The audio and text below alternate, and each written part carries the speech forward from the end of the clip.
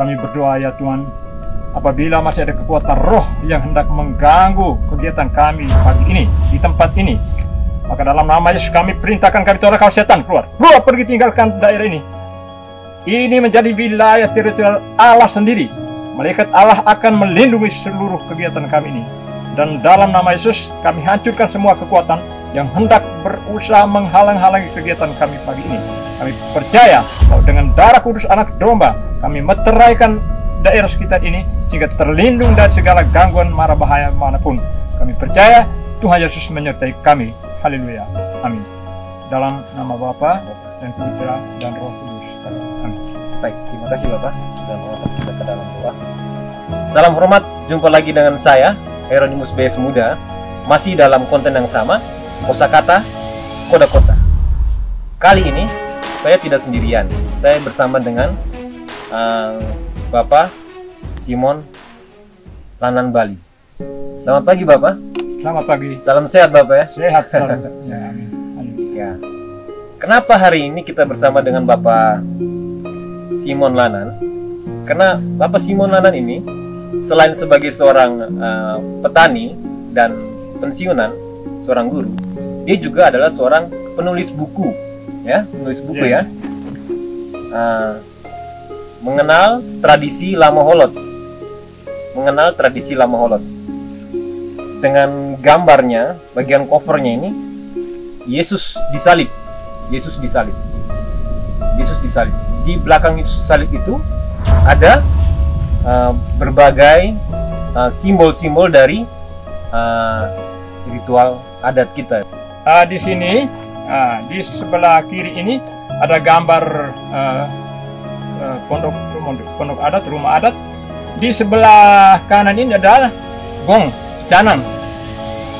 Nah, ini menunjukkan bahwa kita harus canangkan, wartakan kabar gembira dari Tuhan Yesus. Kalau kita masuk ke dalam prolog ya, di sini saya menemukan apa arti penebusan Yesus bagi kita yang percaya kepada Yesus. Iya. Tetapi juga percaya ajaran asli kita.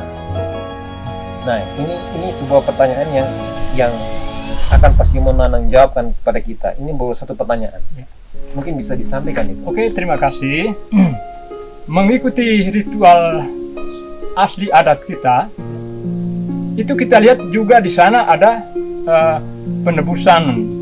Tetapi penebusannya bukan dengan cara Kristiani. Di sana penebusannya dipakai yang paling berat itu darah anak ayam. Nah, ini untuk bisa menghapus dosa yang disebabkan oleh pembunuhan. Nah, membunuh manusia, kemudian untuk membayar darah yang tertumpah itu dipakai darah anak ayam yang masih kecil. Itu menurut ritual asli adat. Sementara di dalam ajaran Kristiani yang menghapus segala dosa itu hanya dengan darah kudus anak domba. Nah, darah kudus anak domba ini, ya teman-teman mungkin dari agama lain berpikir itu domba barangkali. Tetapi orang Kristen menyatakan darah kudus anak domba itu darah Yesus sendiri yang tertumpah di Golgota. Itulah yang dipakai untuk membebaskan orang dari dosa-dosanya. Sedangkan cara lama ini bukan saya menolak sebenarnya. Bukan saya menolak. Tetapi cara lama ini sudah dipakai oleh para leluhur kita untuk membebaskan mereka saat itu. Ketika nama Yesus belum ada di wilayah kita. Ajaran Yesus belum ada, mereka masih pakai cara itu. Kita percaya Yesus pun berdoa untuk mereka. Apa yang mereka perbuat itu kan mereka tidak tahu. Belum ada ajaran yang masuk. Yesus katakan apa? Ya Bapa, ampunilah mereka, sebab mereka tidak tahu apa yang mereka perbuat. Yang mereka perbuat waktu itu mereka anggap benar dan dibenarkan oleh Yesus dalam doanya ini. Jadi kita percaya leluhur kita sudah selamat. Tetapi kalau nama Yesus, ajaran Yesus sudah datang ke sini, lalu kita masih pakai cara itu, ya terserah. Ini soal keyakinan saja, tetapi saya sebagai orang Kristen, saya tahu bahwa yang menebus dosa manusia dengan darah manusia itu hanya Yesus. Jadi saya tidak pakai lagi cara lama tadi. Saya sudah ke cara baru dengan hidup yang baru. Pak Simon Lanan ini juga adalah seorang putra Lama Holot ya, atau Lama Holot yang dari kecilnya juga pasti mengalami ritual-ritual. Iya. Ritual-ritual adat. Iya. Mungkin ada kesaksian lah dari Bapak ya, sampai bisa sebenarnya begini loh. Iya. Jadi kalau namanya orang Lama Holot, memang kita semua orang Lama Holot ini tahu kita lahir, tumpah darah kita lebih-lebih kita. Saya punya tumpah darah di Batone. Saya sejak kecil sudah diajarkan cara melakukan ritus Lama Holot. Jadi saya banyak yang saya lakukan. Nanti di dalam lanjutan bukunya bisa kita bicarakan. Cara itu saya pakai sejak kecil. Sejak kecil. Bahkan saya merasa bahwa diri saya ini seperti saya lebih hebat soal pakai ini. Karena apa? Teman-teman seangkatan saya, atau bahkan lebih tua dari saya, itu mereka punya orang tua itu dipermandikan. Ya, jadi mereka punya orang tua yang memang Katolik. Tapi kalau saya, bapak saya, mama saya itu menjadi Katolik waktu menghembuskan nafas terakhir. Jadi di dalam kehidupan saya di keluarga itu dibesarkan dengan kepercayaan asli ini. Jadi saya memang tahu sana ritus-ritusnya ya, bagaimana cara buat semua itu saya lakukan. Dalam hidup berkeluarga saya mengalami suatu pengalaman pahit yang luar biasa. Itu ketika anak saya yang ketiga lahir. Kemudian istri saya ini sakit. Sakitnya berkepanjangan. Kemana-mana tidak ada bantuan yang bisa menyembuhkan. Ke dokter, ke dukun. Dukun ini maksudnya atamola ya, atamola. Maksudnya lewat ritual-ritual adat. Iya, itu. Juga ke atamua untuk lakukan ritual adat untuk menyelesaikan hutang dosa, tetapi tidak pernah sembuh juga, tidak pernah sembuh. Urus adat ini memang makan biaya, bukan hanya soal perjalanan, tapi biaya bantai hewan untuk urusan adat ini saya lakukan. Rasanya rugi, tapi ini untuk supaya istri ini bisa sembuh. Tetapi dalam keadaan kenyataannya tetap saja keadaannya begitu. Akhirnya pada satu kali kebetulan waktu saya masih kepala sekolah di Lamaleka, ada teman guru yang mengatakan bahwa di Waiberang itu ada kelompok doa. Dalam sharing dengan teman guru itu, rupanya teman guru ini lihat saya ada keinginan untuk berdoa juga. Nah, ketika dia ke Waiberang, berikan nomor HP saya di pemimpin kelompok doa di sana. Lalu saya dapat SMS dari teman di Waiberang, sehingga kami ikut kegiatan sampai ikut seminar di Kiwang Ona, seminar hidup baru dalam roh. Kami ikuti, saya dengan istri ikut waktu anak masih kecil. Ya, pagi kami bersiap pergi ikut kegiatan, sampai sore. Itu dalam agama Katolik ya? Ya, agama Katolik ya.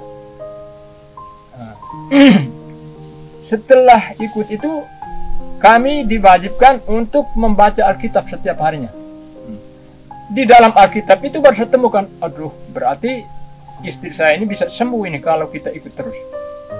Akhirnya kami ikuti, dan persyaratan-persyaratan yang dibangun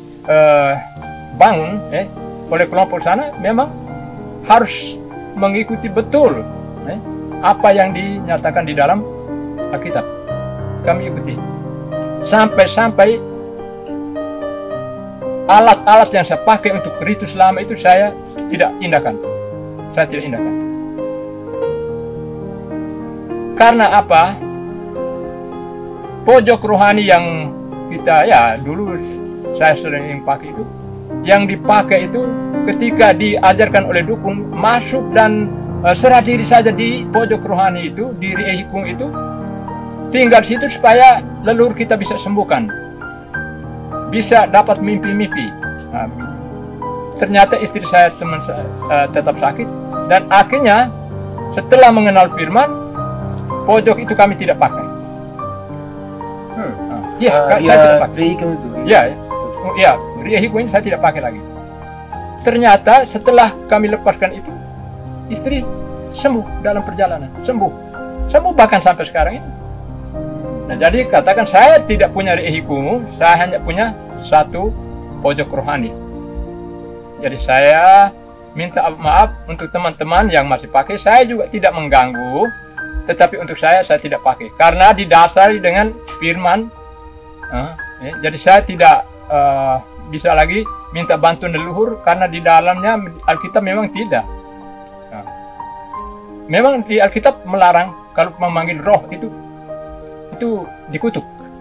Ya, memanggil roh leluhur itu dikutuk. Dikutuk. Bukankah apa? Ini kita cuma ngobrol-ngobrol saja ya. Ya. Bukankah kalau kita punya orang tua atau leluhur kita yang sudah meninggal, kita mengimani bahwa mereka bisa menjadi pendua untuk kita, ya. Artinya itu. Mereka mungkin menjadi roh-roh yang kudus. Iya. Jadi mungkin itu bagaimana? Ya, itu pikiran manusia, tapi Alkitab ajarkan lain. Justru Alkitab ajarkan lain ini. Terus terang saya mau katakan begini. Seorang manusia itu lahir tidak dalam keadaan komplit jiwa dan badan. Seorang mama melahirkan satu bayi itu tidak komplit jiwa dan badan. Ingat, yang lahir itu adalah badan. Setelah dia keluar dari rahim, jadi di dalam tubuh mama itu dia hidup, tapi dia tidak bernapas. Oksigennya dia terima lewat tali pusat. Setelah dia lahir, Allah menghembuskan rohnya ke dalam tubuh anak itu, lalu anak itu menarik roh Allah itu, lalu dia hidup. Jadi saya mau katakan, Alkitab mengatakan bahwa roh manusia itu adalah hembusan roh Allah. Nanti saat kita mati, manusia itu menghembuskan nafasnya, Allah menarik kembali rohnya. Itu di dalam Alkitab. Bisa menyatakan. Yang kembali kepada Allah yang mengaruniakan kehidupan itu roh yang dahulu dihembuskan oleh Allah saat lahir. Nah, kalau dia sudah kembali, ya saya tidak mengganggu ajaran bahwa itu mereka menjadi pendoa. Saya tidak mengganggu, itu urusan orang. Tetapi kita rasa-rasanya mulai menyaksikan kuat kuasa Allah untuk mendengar dan menjawab doa-doa kita, sehingga kita sabar. Allah sabar, nanti mungkin masih jauh. Saya minta kepada leluhur yang minta kepada Allah. Ini kita pakai tangga-tangga. Tetapi ingat bahwa Allah itu maha tahu, maha mendengarkan. Ketika kita serukan doa kita, dia jawab. Tidak perlu dengan perantaraan lain-lain. Itu. Mungkin teman-teman yang lain mungkin berbeda lagi. Tapi sekarang kita terfokus kepada apa yang ada dalam pendapatnya Pak Simon. Jadi kita akan menggali terus. Oke. Jadi seperti itu ya. Mulai sekarang mulai memisahkan ya. Jadi pojok doa itu hanya satu saja. Jadi hanya pada Allah saja. Tidak dalam pojok di Riehikung. Mungkin saya bisa tambah sedikit. Oke, baik.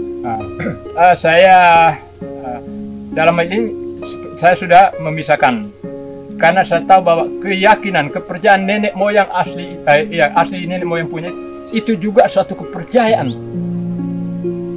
Ya, untung karena mereka masih buta huruf, tidak tulis dalam bentuk buku, sehingga mereka tidak punya kitab suci. Kalau mereka sudah tulis dalam kitab suci, bisa juga diterima menjadi agama. Sebab syarat sebuah agama kan mesti ada kitab sucinya. Kalau tidak ada kitab suci, ya itu belum. Itu hanya kepercayaan saja. Jadi, tapi saya tahu bahwa itu juga kepercayaan, satu keyakinan, agama yang tidak resmi lah, tidak tertulis. Sedangkan ajaran sekarang agama, banyak agama di sini ya. Kita punya Katolik atau juga Islam, itu juga agama. Nah, kalau dua-duanya ini disatukan agak sulit karena ajarannya beda. Nah, oleh karena itu saya pilih satu saja. Saya pilih satu saja.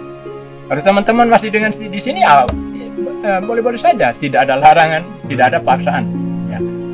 Tetapi untuk saya sudah pilih ini dan karena saya sudah alami ya banyak keadaan ya, banyak persoalan yang saya hadapi hanya dengan agama ya, banyak persoalan saya selesaikan ya. Mau sakit penyakit mau apa, Tuhan sudah beri kuasa pada orang-orang percaya, sehingga saya sendiri alami, sehingga ya saya juga menghargai ya, kepercayaan asli ini. Tetapi maaf, saya tidak pakai lagi karena saya sudah dengan iman Kristiani Katolik. Oke, saya di dalam Alkitab ya, kalau kita kenal di dalam Alkitab ada tertulis namanya hukum Taurat. Ya. Nah, kalau mengenai hukum Taurat itu bagaimana dengan pemikiran Pak Simon? Hukum Taurat itu hukum bangsa Yahudi.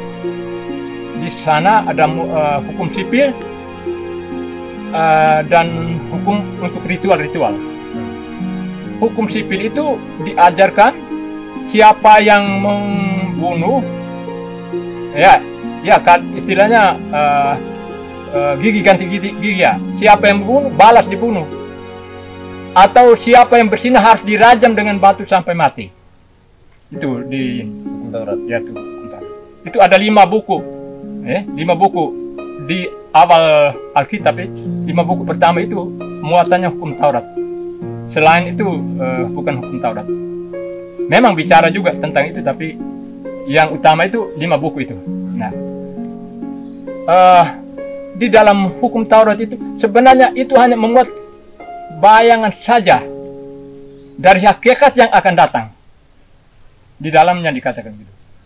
Hanya bayangan saja dari hakikat yang akan datang. Maksudnya itu hanya bayangan nanti yang hakikat yang sebenarnya adalah Kristus. Tetapi ajaran-ajaran dulu itu hukum sebenarnya itu? Ya, itu mengarah kepada Kristus. Mengarah kepada Kristus. Mengarah kepada Kristus. Ajarannya nanti dibawa. Yang dilakukan orang zaman itu, Iya. Yang mereka melakukan ritual hukum Taurat Ya. itu, apakah mereka lakukan apa tidak? Mereka lakukan. Mereka lakukan. Iya, lakukan. Mereka lakukan. Yang artinya nanti semuanya mengarah kepada ajaran Kristus. Yang artinya kalau saya dengan Pak Simon mengatakan, berarti yang kita punya leluhur lakukan selama ini, ritual agama asli ini, ini semuanya nanti memang mengarahkan kepada Kristus. Kepada Allah, begitu ya, kepada Tuhan ya. Iya. Berarti sama kan? Iya. Nah, tadi saya katakan bahwa itu adalah bayangan daripada apa yang hakikatnya sebenarnya. Jadi ketika hakikatnya sudah ada, bayangan itu orang sudah tidak pakai lagi. Sebab yang benar itu sudah ganti yang dulu-dulu itu. Contoh, ya kalau di dalam Taurat juga diajarkan bagaimana orang menghapus dosa dengan korban sembelihan, untuk darah itu untuk menghapus dosa. Di daerah kita juga korban sembelihan untuk menghapus dosa. Lalu setelah dibayar lunas, setelah Yesus datang, dia membayar lunas semua hutang dosa itu dengan darahnya sendiri. Otomatis darah lembu jantan atau darah anak ayam itu tidak perlu lagi, tidak pakai lagi. Hanya pakai darahnya. Ya, Yesus. Itu saja. Itu ya. Hanya Jadi, pakai darah Yesus. Hukum Taurat mengarahkan kita kepada ajaran setelah Yesus datang. Iya. Dan darah-darah kurban yang dilakukan, darah ayam dan darah hewan itu kita ganti dengan darah Yesus sendiri. Ya. Tapi juga ada tertulis loh bahwa Yesus datang bukan untuk menghilangkan hukum Taurat, tetapi datang untuk menyempurnakan. Menyempurnakan, itulah. Kalau kita sesuatu yang tidak sempurna, lalu Yesus sempurnakan. Tadi kita bisa membayangkan kalau kita membayar hutang dosa kita dengan darah lembu jantan, sepertinya kita masih menyaksikan darah anak domba ini, sehingga kita pakai, bahkan kita pakai dua-dua. Bahkan masih ada pendapat yang mengatakan bahwa dengan pakai cara lama itu baru dosa dihapus. Mereka katakan begini dalam satu perbincangan, satu orang teman dia katakan begini, kalau kamu punya dosa itu, kamu berlutut di altar itu sampai lutut rusak, tidak akan dihapuskan. Tetapi kalau kita minta kepada Atamua, dia pakai blega, itu pasti dosa dihapuskan. Nah, itu dia punya pendapatnya. Artinya cara lama itu yang lebih kuat. Ini saya mau sampaikan kepada teman-teman. Ini keyakinan atau suatu kebenaran ini? Ini suatu keyakinan atau suatu kebenaran? Pasti dikatakan bahwa itu keyakinan. Ya. Sebab apa? Ada juga yang mengatakan itu adalah suatu kebenaran. Iya, mungkin, ya. Kalau yang mengatakan kebenaran, ya, saya mau katakan. Kalau mengatakan kebenaran, bagaimana adil kalau orang bunuh manusia lalu ganti dibayar dengan darah anak ayam, dan anak ayam itu juga orang pakai curi. Pembunuhnya sendiri tidak rugi apa-apa. Curi orang punya anak ayam, datang nanti Atamua itu potong anak ayam itu, darahnya itu untuk membayar lunas darah orang yang sudah dibunuh itu. Apakah itu adil? Kebenaran jalan? Jadi itu kita lihat terutama keyakinan. Dia yakin bahwa selesai, ya selesai. Tapi itu bukan berarti kita sudah dibenarkan, belum tentu. Kenapa? Karena kita sudah menerima Yesus. Ketika leluhur kita belum mengenal Yesus, itu bisa diterima. Allah pasti bisa mendengarkan. Tetapi kita telah terima Yesus, berarti kita mengabaikan darah Yesus dan mengandalkan darah anak ayam. Yesus datang bukan untuk menghilangkan salah satu, tapi untuk menyempurnakan itu tidak dipakai lagi berarti. Saya bukan. Itu tetap dipakai. Tapi ingat, di dalam surat Paulus itu dia menentang habis-habisan itu apa yang dinamakan Taurat. Paulus tidak setuju. Padahal dia datang dari Taurat. Tetapi kenapa dia menentang? Ini kalau kita pelajari di dalam surat-surat Paulus punya itu jelas. Nah, tentang apa tadi? Menyempurnakan. Ya. Ketika Yesus sudah ganti dengan darahnya, maka yang lama itu sebenarnya tidak bisa pakai lagi. Karena dulu Yesus belum ada, ajaran yang belum datang, maka mereka pakai cara itu dan bisa dijawab oleh Allah. Tetapi kalau sekarang datang, lalu kita masih dipakai itu, berarti kita menyaksikan yang kuasa penebusan. Sebab Paulus katakan, dan kamu ditebus bukan dengan darah anak domba, darah kambing jantan, darah lembu, atau dengan emas atau perak, tetapi ditebus dengan darah anak domba. Yaitu Yesus, ya? Iya. Jadi kita orang Kristen, Katolik, juga Protestan itu, kita meyakini bahwa kita ditebus hanya dengan darah kudus anak domba. Bukan ditebus dengan emas atau perak, atau darah hewan itu. Dalam tulisan itu kan, banyak-banyak perumpamaan. Jadi anak domba itu apakah kita bisa mengartikan bahwa seperti anak ayam yang sekarang kita lakukan, bisa juga oleh simbol Yesus itu sendiri mungkin. Ya, kalau anak domba itu kan dulu juga pakai anak domba. Bangsa Israel waktu mereka mau keluar dari Mesir kan mereka korbankan anak domba. Anak domba itu yang menyelamatkan mereka dari ambang pintu itu, mereka gosok dengan darah anak domba, maka mereka selamat semua itu. Tapi itu lama. Itu Taurat. Itu simbolis, tapi itu bagi orang yang lama itu dibenarkan. Tapi kita orang baru ini jangan pakai itu lagi, pakai darah kudus anak domba. Pakai darah Yesus saja gitu. Ya, itu. Berarti kata istilah menyempurnakan itu tidak lagi di ini ya? Iya. Oke, ini pendapat Iya. seorang Pak Simon Lanang ya. Ini seorang pendapat ya. Teman-teman punya pendapat lain, termasuk saya juga punya pendapat Iya, mungkin iya. lain ya. Iya, iya, iya. Ini kita hanya indahnya berbagi lah. Iya. Kita sambil ngobrol-ngobrol. Nah, saya rasa cukup sekian dulu. Kita mengenal Pak Simon Lanang, seorang pensiunan, seorang pekerja kebun, dan juga seorang penulis. Dan Pak Simon Lanang adalah seorang pelaku dalam ritual adat itu juga. Iya. Kalau tanya soal kepercayaan antara dia dengan roh, maka itu wewenang dia. Itu adalah wewenang kita masing-masing. Iya, iya, iya. Agama apa yang kita pilih, Iya. kepercayaan mana yang kita pilih, itu adalah wewenang kita individu masing-masing.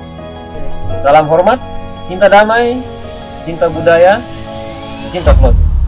Ciao.